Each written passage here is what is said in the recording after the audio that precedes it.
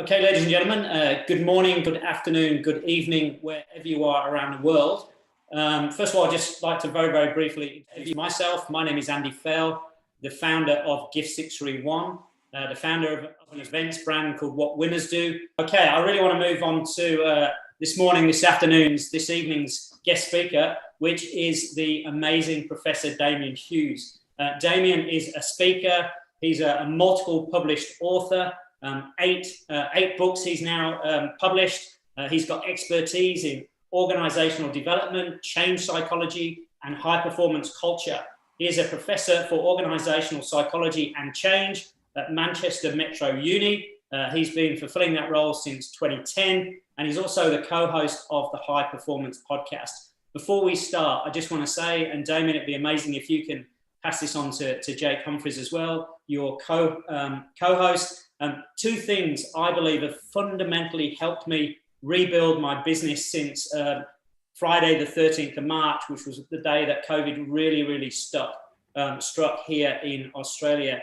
The first was I was recommended by one of my coaching clients, actually, a guy called Hans Pearson, who is the CEO of a business called Store Local, that I start interviewing members of my global network and winning circle. And that has been fundamental in helping me rebuild my life, rebuild my business, and develop this unshakable level of self-belief. The second thing is I have been relentlessly listening to the High Performance podcast. I do 30 minutes a day on my treadmill every day. Every day I'm listening to the High Performance podcast, which is co-authored by Damian and Jake Humphries. If you have not subscribed to that, I strongly recommend you do it. It has been absolutely critical to helping me get from where I was to where I am today. So when you're a face-to-face speaker, coach, off-site facilitator, and there's none of that happening, you need to pivot, you need to reshape, you need to rethink, and you need to rebuild your belief system. And the High Performance podcast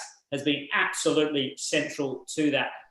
Damian also works with Scotland Rugby Union. We won't hold that against him. And also the Canberra Raiders. I first met Damian when I was at RBS, around the time he published the Liquid Thinker. And secondly, we had a coffee, a very nice coffee, I remember, in Sydney in 2012 when Damian was working with the Warrington Wolves and had a very successful time, although he says he was only 1% of the success of the Wolves, who really re-established themselves as a major force in English rugby league. So, Damian, you are very welcome. It's a real privilege and a pleasure that you've been able to join us. What I love to do first is just ask our guests to tell their own story, share their own background in your own words. And I'm really interested in, where did you first get this interest in culture, in high performance and in mindset? Yeah, well, first of all, thanks for inviting me, Andy, and thank you. I mean, the privilege is mine. Thanks for a kind introduction, and that was really kind words. And thank you as well for people for listening today. In terms of my background, I'm from Manchester, and more specifically, I'm from North Manchester. And I had quite an interesting background in the fact that I grew up in a boxing club. So before I was born, my dad was a boxing coach. And like most boxing clubs anywhere around the world, they tend to be based in sort of inner city areas where there can often be some sort of social dysfunction. And that was certainly the case for where I grew up in North Manchester. For example, in the late 1990s, there was a European Commission report that categorised the area as Europe's third poorest district. And I mention that to give you an idea of the kind of social troubles and difficulties that a lot of people faced from the area. But that's where I grew up, and it was all that I knew. And my dad had the boxing club, as I say, before I was born. And there was two factors in that when I reflect on it now, years later, you know, like there's that saying that life only makes sense when you look at it backwards. But when I look back at it, there was two factors that really shaped my career and what I do today.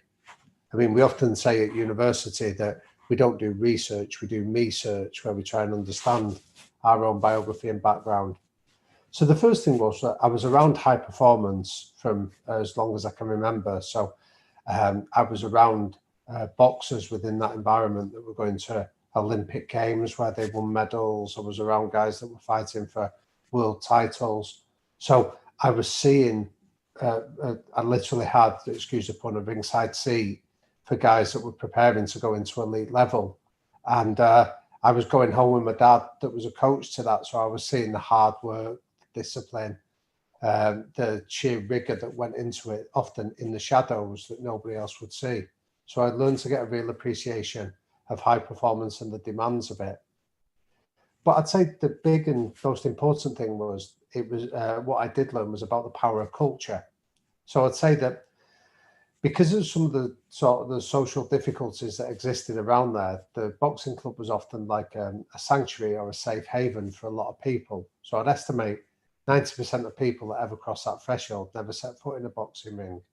So although it was categorized as a boxing club, it wasn't. It was also a sanctuary where people could come in and just escape some of the difficulties and challenges of life, where they'd be respected and accepted.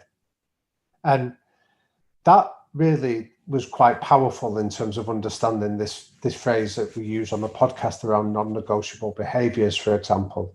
So a really easy way of illustrating it is that there was a series of non-negotiable behaviours, and one of them was, for example, you weren't allowed to use bad language within the club. And it wasn't some kind of moral imperative of people being offended by bad language, but the reason is it was linked to the behaviour that it indicated a lack of discipline, and discipline was one of the trademarks. So if you came into an environment like that and showed a lack of discipline, and then you were find yourself, say, within a boxing ring, a lack of discipline was going to get you hurt. So that was the kind of non-negotiable behaviours that were being shaped and influencing. Now, just to sort of bring it full circle, I'll give you an example about how powerful culture is. That my dad's quite poorly now.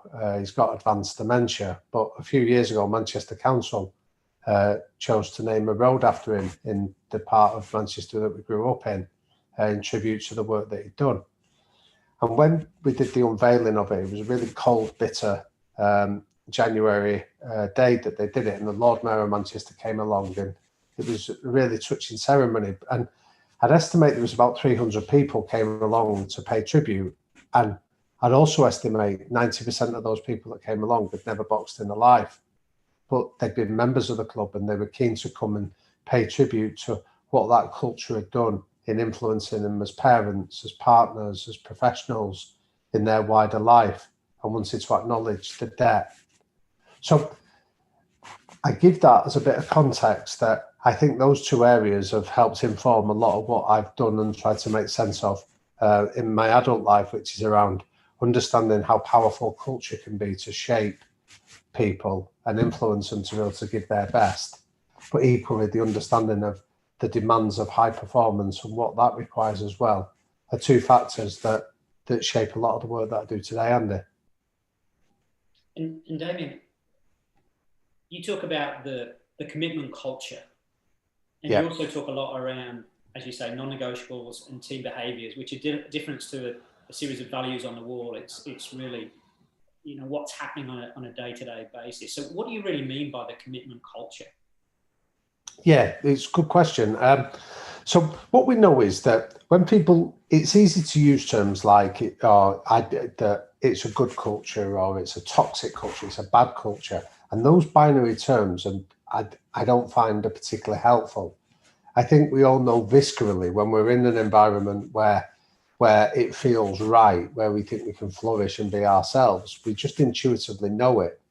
But that doesn't help us into be able to codify it and help create it and embed it. So what's a more helpful question to ask is, what type of culture do you have? And this emanates from some research that was done by two guys from Stanford called Barron and Hannon. And they went into Silicon Valley. This is many years ago. And their intent was to do a 2-year study on culture as a competitive advantage. Ended up lasting them 20 years. And what they found is you'll traditionally get one of 5 different types of culture in any organization. So the first type of culture you get is a star culture. And this is where it tends to be driven by 1 or 2 superstars in the sporting environment. These are like your best players dictate the way things go. The second type of culture you get is an autocratic culture, which is dependent on like a powerful leader. So this might be a founder or a charismatic chief exec or something like that. And it tends to be their way or the highway. The third type you'll get is a bureaucratic culture. And a bureaucratic culture is like where middle managers run the show. So there'll be lots of rules, regulations, policies, procedures. Decisions will be made by a committee and try to reach a consensus. And again, the flaw with that culture is that everything happens, but it's slow and it's quite ponderous. The fourth type of culture is an engineering culture. And this is where people are invited into that world because they're technically brilliant at a certain skill set. But the fifth type of culture is a commitment culture. And this is what people often refer to when they talk about a good culture. A commitment culture has got two factors. One, a really clear sense of purpose. Why do we do this? But secondly, they have a really clear set of behaviours that people can understand, dictate their membership. So they say, if you want to be a part of this culture, these are almost like the behavioural rules of the game that you have to agree to. Now, what all the evidence says from these two guys that did this at Stanford and subsequent reports, commitment cultures almost are your best guarantee of success. So on all the big business measurements that you'd have, like speed to market, market share, profitability, on factors like that, they tend to be on average about 22% more successful than any of those other four types are shared. So the challenge is, how do we go about creating it? And that's where to then lead on to this question of non-negotiable behaviours. What I find is a really critical factor in starting a commitment culture or a high-performing culture is nobody sleepwalks their way into a high-performing culture. You don't wake up one day and suddenly find yourself surrounded by high performers. At some stage of that journey, you have to make a commitment, a choice that says, I want to be a part of this. And one of the big factors about making that choice is you have to know what you're signing up to, which is why you have to be clear about these are the rules of the game. These are the behaviours that you will be held to account to. And that's where they become critical, that you have to be able to know what they are. And that's why I spend a lot of time with teams and with leaders, getting them to recognise the importance of it. Now, I'll make a quick distinction, if I may, and I appreciate you doing that for me in the question. There is a difference between values and behaviours that is not simply semantics. That a value is really important, but it's deep, it's personal, and it's intrinsic. I can hold a value and you would never know anything about it. But a behaviour should be a manifestation of your value in action.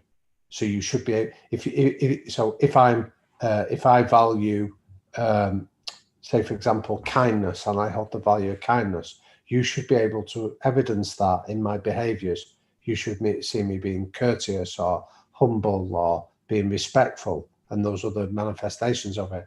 So it's not simple enough to say that I hold the value. I then have to demonstrate it in action. And that's why, and a behaviour therefore is visible and it's external, and it's therefore able to be observed.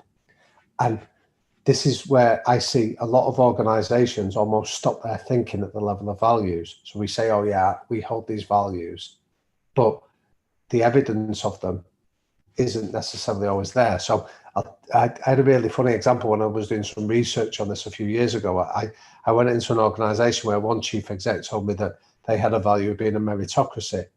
And I said, what does that mean? And he explained that he wanted everyone to recognise that they were as important as anyone else. There was no hierarchy, and ideas could be shared regardless of status, rank or experience.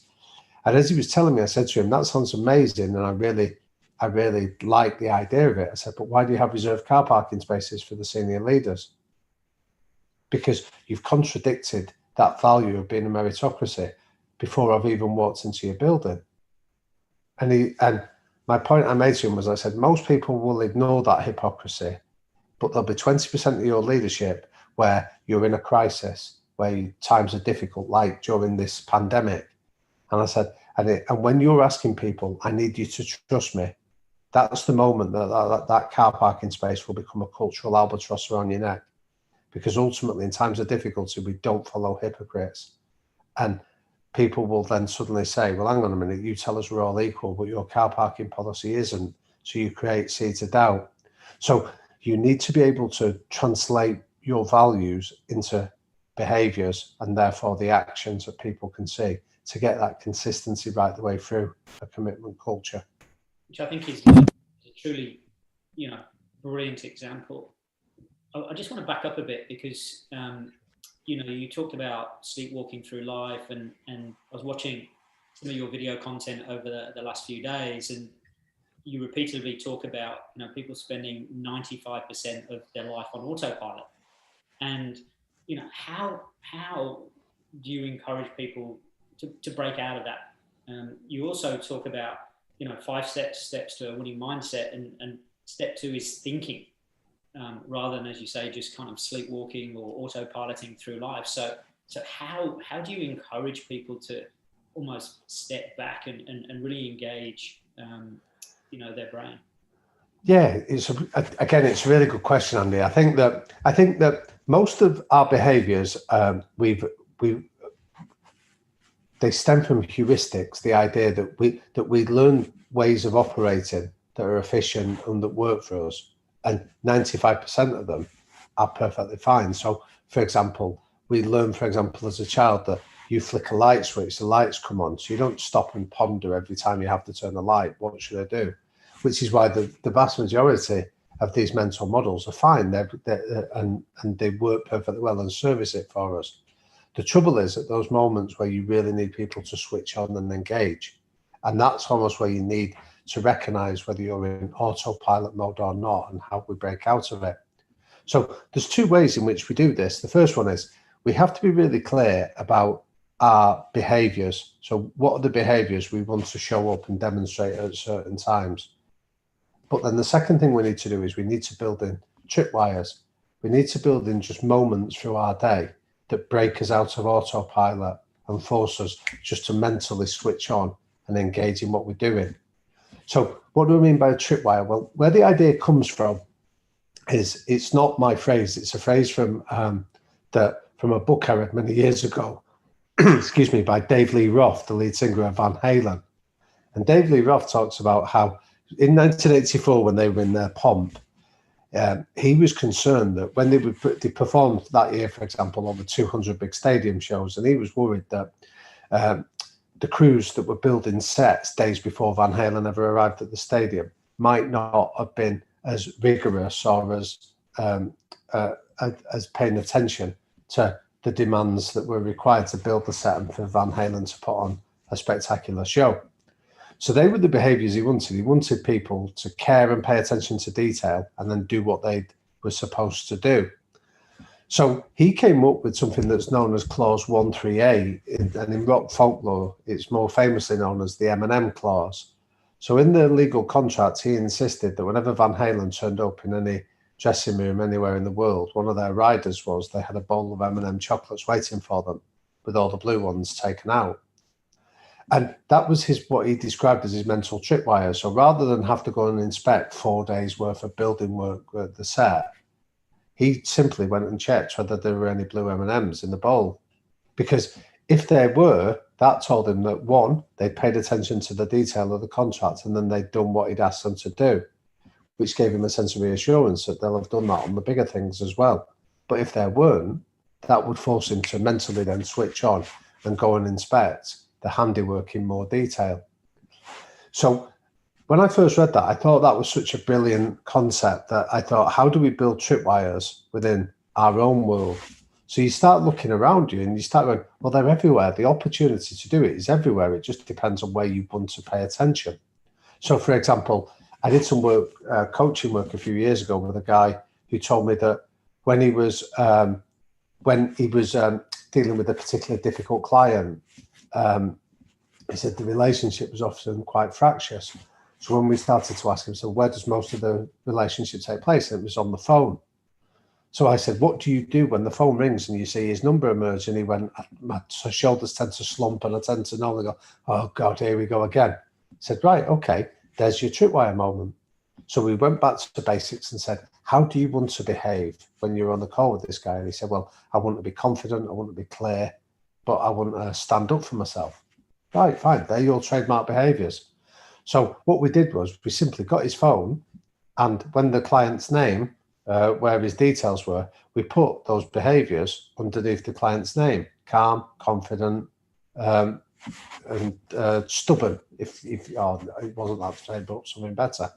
So when the phone rang, now he gave himself just a quick reminder of the behaviours that he wanted to show up with.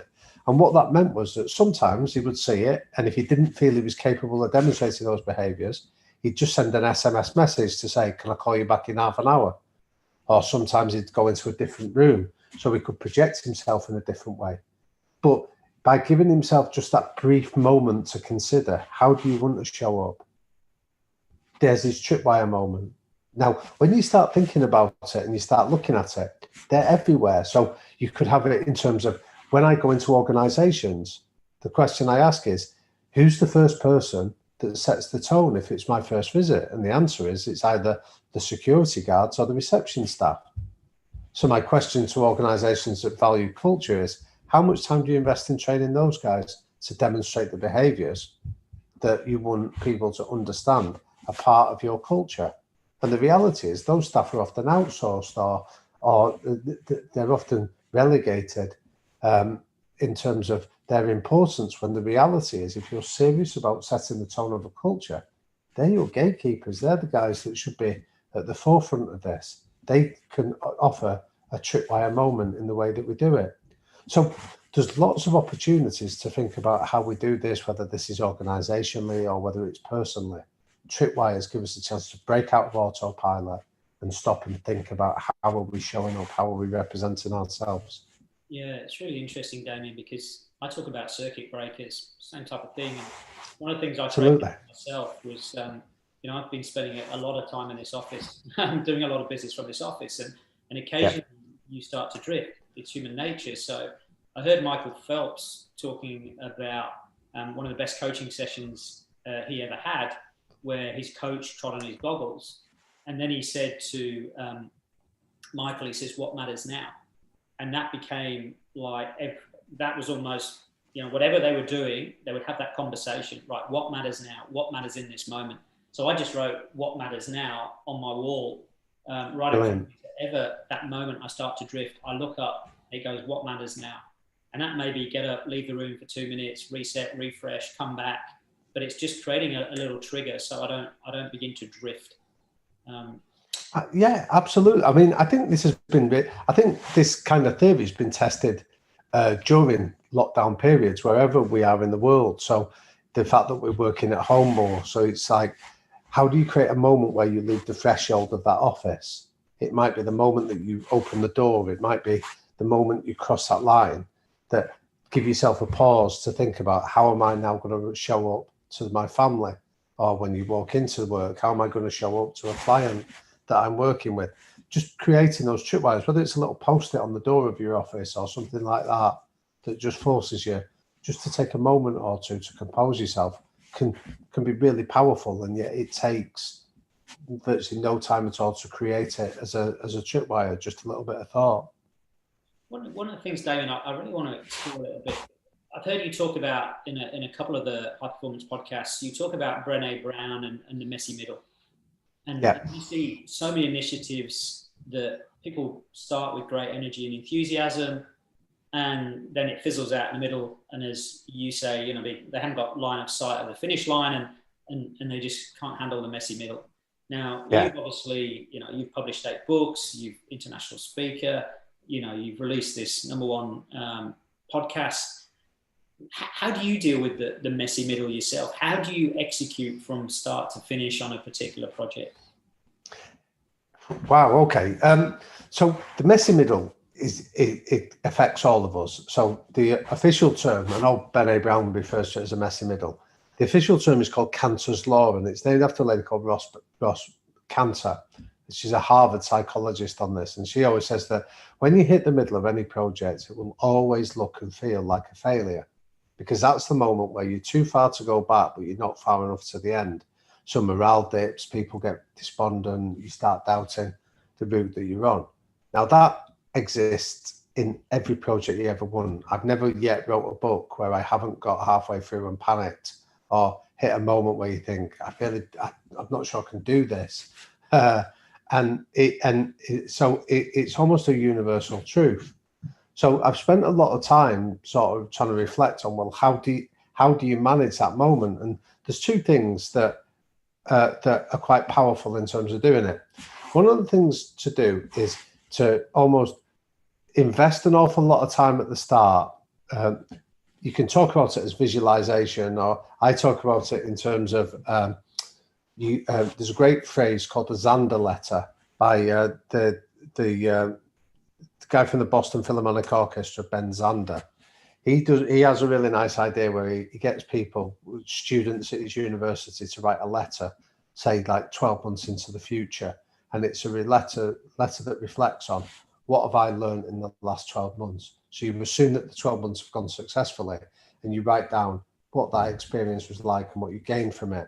So that's very much like visualization. It's like setting outcome goals that are all about very emotive terminology. So knowing what the end looks like is a really powerful method. What I then suggest is marrying it up with a concept from a psychologist called Gary Klein, known as a pre-mortem. And then a pre-mortem says, right, what could kill me? Before I set off on this endeavor, what are all the factors that could kill me? And then when you brainstorm them, you realize, and that you take a moment then to think about, how am I going to handle that should that incident happen? Now, what the evidence says is, by just simply taking time to conduct a pre-mortem, you improve resilience levels by about 30%. So he did a really interesting test in call centers, where the staff in call centers tends to be quite a big churn. And he found that rather than just tell people all the benefits of working in the call center, actually at the induction phase, play people really difficult, emotive, abusive telephone calls that they're likely to receive during their employment, and then ask them, do you think you can cope with this? Is this really something you want to endure? And what they find is that you reduce turnover of staff, because by being honest to them and almost exposing them to the worst that can happen, mentally they can find a way of coping should that incident happen. So whilst visualization is a great skill and a great technique on its own, I don't think it's always that helpful, because when you hit the messy middle, that outcome can seem a long way away and can almost demoralize you. Whereas if you can marry it up with the benefits of a pre-mortem and work out, so then when difficulties occur, rather than feel despondent at them, you welcome them, because it's a sign of progress that you're actually on your way towards the outcome. So I think those two things there can facilitate getting through that messy middle. I'm really keen that we throw this open to the members in a couple of minutes for their questions. Sure. Damian, but one of the things that I'm quite fanatical around my own kind of what I call winning habits and routines. Yeah. And how about you? I mean, either things you've just identified from the amazing people that you've interacted with through the High Performance Podcast, or your own series of winning habits and routines, anything particularly that you believe in? Yeah, definitely. I think where I've come to over the last few years, Andy, is I've identified almost 3 gatekeepers. So they're my 3 non-negotiable behaviours that I'm not prepared to trade on, and they've been formed a lot of the time through mistakes that I've made. So when I've ignored them, I've tended to regret them. So the 3 that I'm at a stage of life where I hope this doesn't sound arrogant, but I'll walk away from a project now if I don't feel that that these 3 needs are being addressed. And that's not intended to suggest that I'm arrogant with it, but I just realise that if I'm going to give my best, these factors almost need to be respected. So the first one is kindness. So these are like my gatekeepers. When I'm faced with something, I start with the idea of, am I being kind to myself first of all? And what I mean by that is, am I going to be flogging myself? Am I going to be sacrificing really valuable time away from my family and things like that? Can I demonstrate kindness and humility and it be perceived as a strength rather than somebody looking to take advantage or see it as a weakness? Because I think when you start with kindness to yourself, it gives you the capacity then to be kind and empathetic and understanding to other people. So that's my first non-negotiable. If I don't feel that kindness is possible there to myself or to others, there's a red light that starts to flash in my mind. The second one then is it fun? I think when it's fun, it engages you, and when it engages you, you can immerse yourself in it and get stuck into the detail of it. If it's not fun, it feels like a slog. And I remember years ago that I worked in the corporate world for a while, and I came to recognise that at least once on a Sunday night, I used to get my diary out and check what was in the week ahead.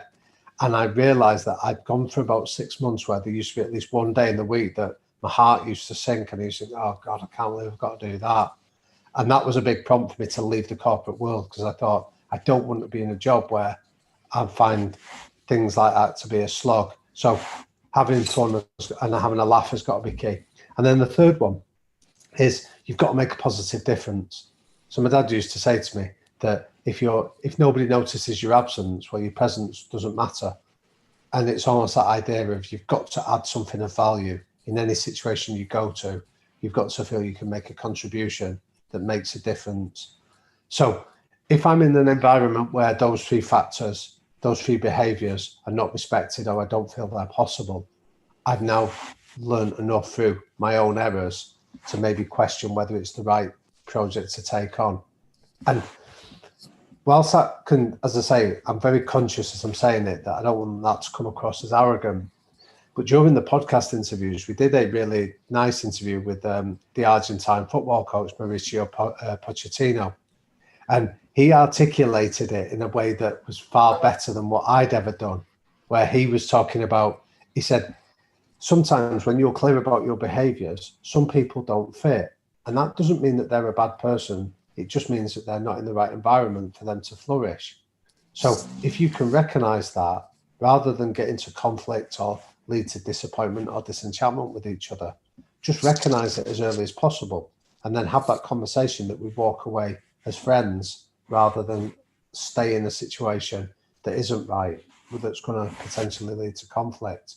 And I think that I've learned that through experience now, that even, I'll give you an example. A few years ago, I was asked to go and work with a sports team, and it sounded on the surface like it would be ideal, but when I got in there, I recognised that kindness was seen as a weakness. In many ways, it was quite an alpha environment where it was quite cutting and caustic in the environment.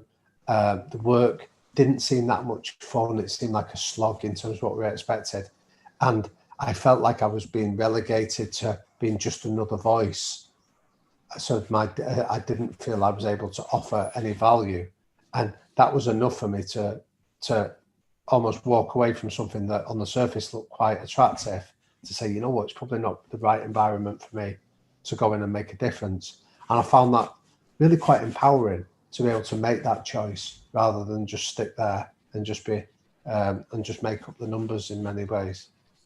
Huge respect for that. And the word that comes through consistently whenever I've watched some of your content, listening to you today, listening to the High Performance podcast, humility, I think, is absolutely through you in everything you say. Like you say, it's not just a value that you espouse. It's evidence through, I just think, the way you are and the way that you behave.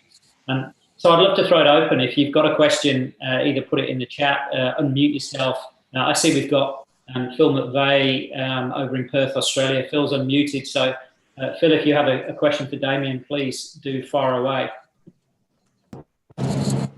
Oh. Hi, Phil. We'll come back to Phil. Yeah, who's got a question they'd like to pose to Damian? We've got 5 or so minutes left, so please do take the opportunity.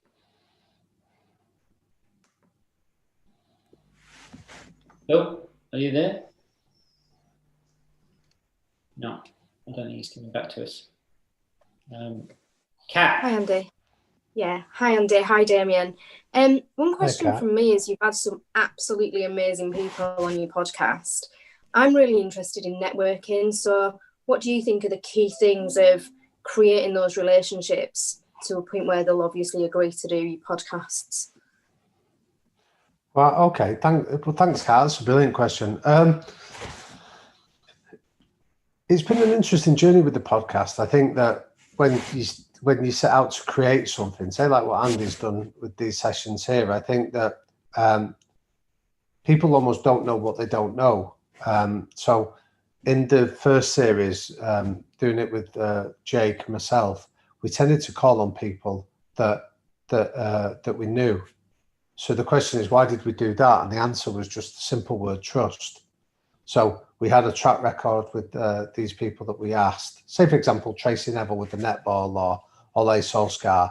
I'm lucky enough to have a relationship with them where we've got a level of trust in our relationship, that we know each other. So when I invited them on, they trusted that it was a safe environment where we weren't looking to stitch them up or make fools of them. So that was a really powerful factor. And I think then by demonstrating trust, people start to trust you. Do you know what I mean? When people ask, like, how do you create an environment of trust? The answer is, well, give you trust, and then let people experience it. So I think that was how we started it, with the idea of speaking to people that we had a relationship built on trust with, to invite them on, and then just to demonstrate trust. And then by definition, we could show that to people, or people could go and make their own inquiries to say, can I trust these guys? And the answer kept coming back as yes. So I'll give you a nice example of where that manifested itself really powerfully for us. That we had Johnny Wilkinson on the podcast, and today it's been the one that seems to have created the biggest impact, because Johnny spoke.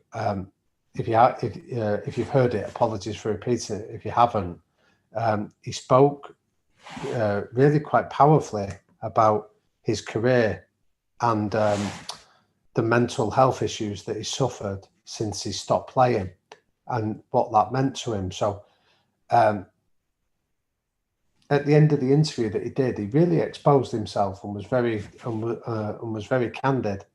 He said to us when we'd finished it, he said, "Please don't edit this to make me look a dick," was his phrase, because there were so many easy ways that we could have taken his words and cut it or edited it for controversy. And I think that was really powerful for Jake and myself, that he trusted us. He gave us his trust to speak so candidly that at the end of it just asked us to respect that trust, which is part of the reason that we just put it out unedited it. So what we said to him is, we'll just put the whole thing. So normally we try and keep it to around an hour, but for his it was a little bit longer, and we'd said that we were doing that because we didn't want it to be edited in a way that would have broached his trust with it. I mean, the irony is it still ended up he made a quote at one, so there was a bit of a controversy over here where Talk Sport Radio did exactly what we had intended not to do. They took they took half a sentence that he'd said and ran a story that called him, they had a competition, it was basically called Idiot of the Week, and he won it because they took a sentence where he said the words, "I don't want England to win the World Cup again," where what he actually said is, what sort of person would I be if I don't want England to win the World Cup again? So he was talking the opposite of it, but TalkSport Radio cut that extract and ran it as if he'd said that he didn't want them to win it again. And Johnny had to come out and make a statement that said, "I didn't say this." And we had to then issue the full extract so people could make their own minds up about it. So the answer, Kat, sorry, it's a long-winded anecdote I'm giving you there, but the answer is it's relationships built purely on trust, which is just like in any other business. Yeah.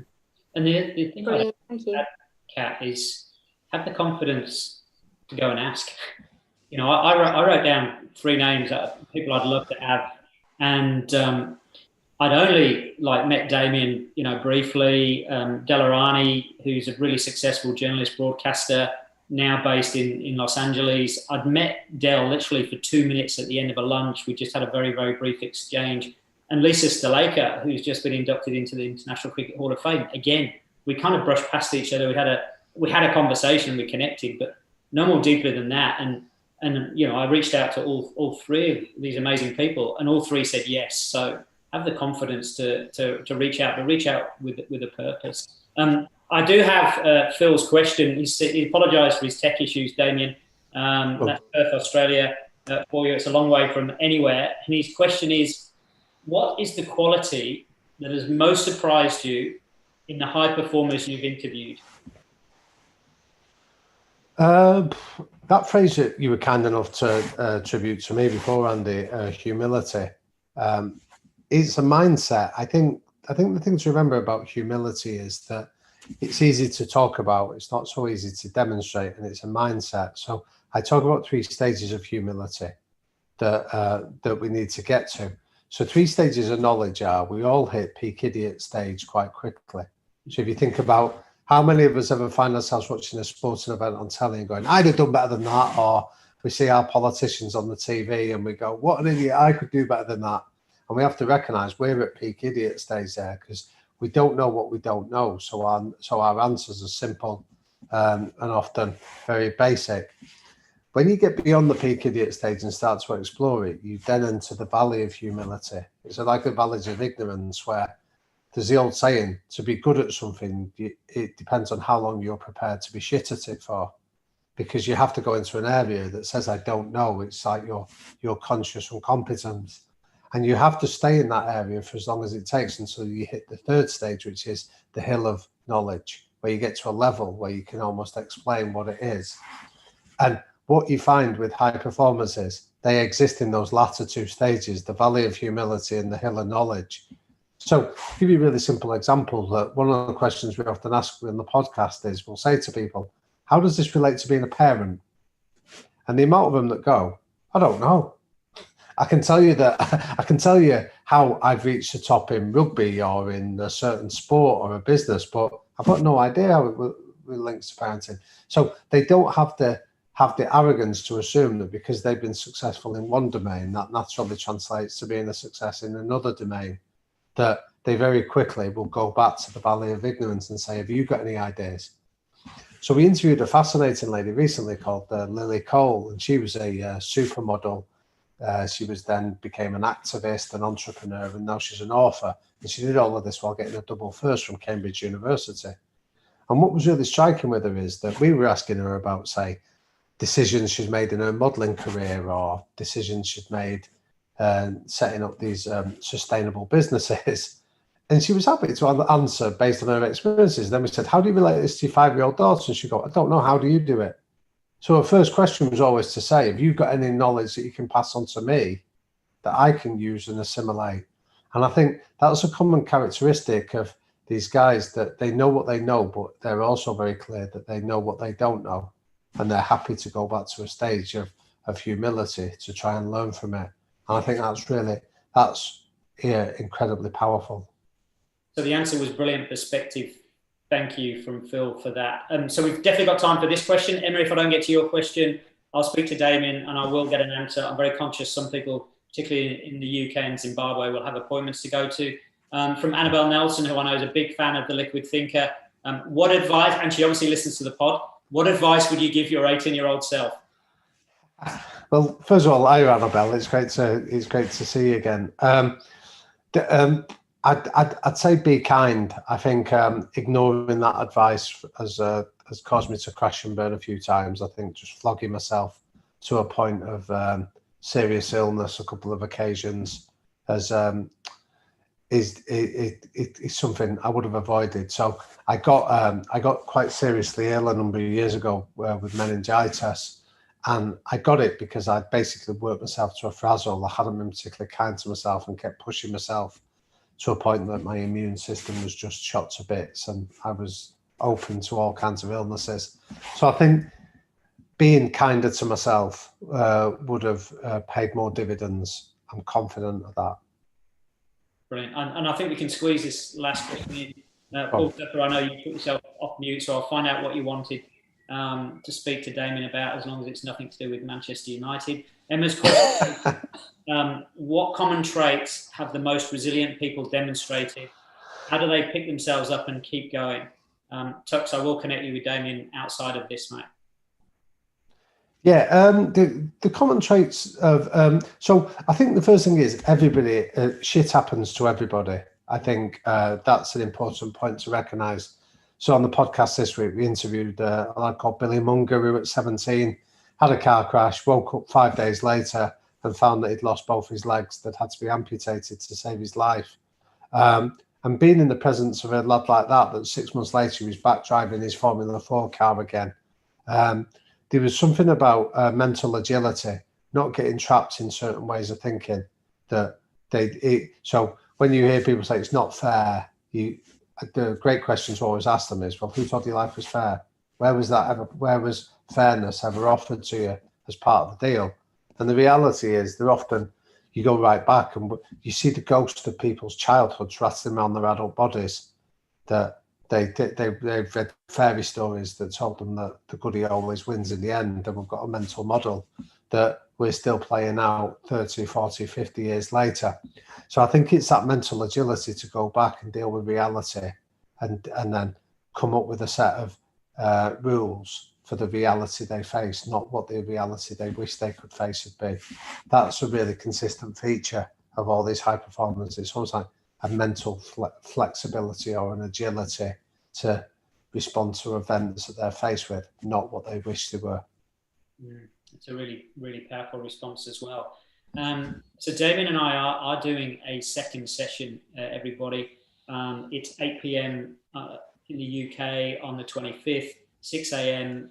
Here in Brisbane, 7 a.m. Sydney, Melbourne, and please work it out wherever you are around the world. Please do join the second session as well if you possibly can. If you wanted to ask a question, you haven't had the opportunity, I will get that to Damian. Just before I thank Damian, my family have gone out for dinner tonight, and one of my kids, Lucy, she's 17, said, Dad, why are you not coming to dinner? And I said, I'm having a conversation with a guy called Professor Damian Hughes. And she goes, who's he? And I said, well, if I can see the crescent, he can see the whole of the moon. And then she kind of looked at me and said, yeah, Dad, but who is he? Anyway, that's how I see it. I believe I've got a perspective on the world, but when I listen to someone like Damian, I realize I've got so much learning ahead of me, and I just see such an incredibly kind of rounded perspective on culture, on performance, on teamship, and on personal excellence. So, Damian, it's been a real pleasure. It's been a real privilege. I want to thank you, but also I want to thank everybody who's attended this session. It's been, absolutely fantastic. I could sit here and speak for another hour at least, and at least we get the opportunity to do this again. So I just want to say a massive thank you to you. No, thank you. Thanks for having me. Thank you, everyone, for engaging. Thanks for listening, and thanks for your kindness. I'm really grateful. And please do pass on my thanks to Jake as well, because yeah, will do. I cannot tell you, mate, how much that podcast has helped me. Oh, well, thank you. That's kind. Well, when we do it tomorrow, I'm seeing him after it. So we've got a really interesting podcast. It comes out next week, but we recorded it tomorrow night after our session with the Hollywood actor Matthew McConaughey. Wow. So we're interviewing him after. Now, you'll be pleased to know, Andy, we pushed him back so I could do our session because we're committed to doing it.